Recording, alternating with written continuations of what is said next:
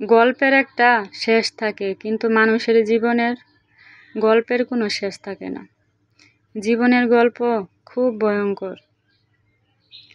আমরা যতই উপন্যাসে গল্প পড়ি না কেন, যতই গল্প তৈরি করি না কেন, কিন্তু নিজের জীবনের মতো বাস্তবতার গল্পের মতো মনে হয় না যে ভয়ঙ্কর কোনো গল্প আছে। গল্প শুনতে শোনা যায় অনেক ভালো, আর গল্পের শেষ আছে, কিন্তু মানুষের জীবনের গল্পের কোনো শেষ হয় না, বরং একটা শেষ হয় আরেকটা শুরু হয়, একটা শেষ হয় আরেকটা শুরু হয়। কেন আমি জানি না। পৃথিবীতে কত প্রকার মানুষ, কত ধরনের মানুষ, কত জীবন যাপন।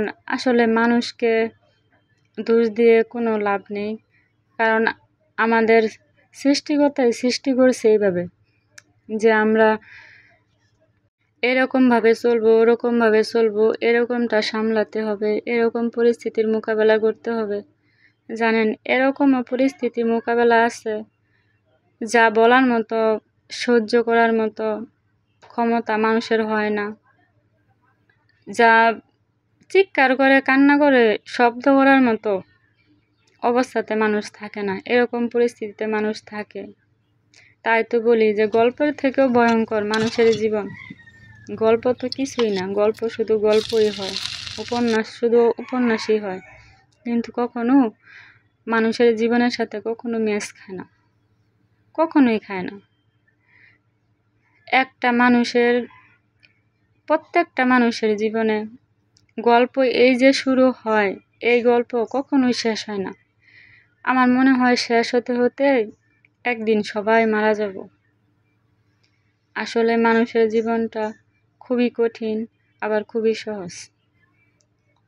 যারে সৃষ্টিকর্তা যেরকম বানাইছে পরীক্ষা দেওয়ার জন্য, ঠিক সেরকম পরীক্ষা দিতেই আছি। পরীক্ষায় পাশ করতেছি, আবার পরীক্ষা দিতেছি, পরীক্ষা পাশ করতেছি, আবার দিতেছি, কোনো ক্ষান্ত নাই। সৃষ্টিকর্তার উপর ভরসা রেখে দিতেই আছি, পাশ করতেছি, কিন্তু পরীক্ষা একটার পর একটা আছে।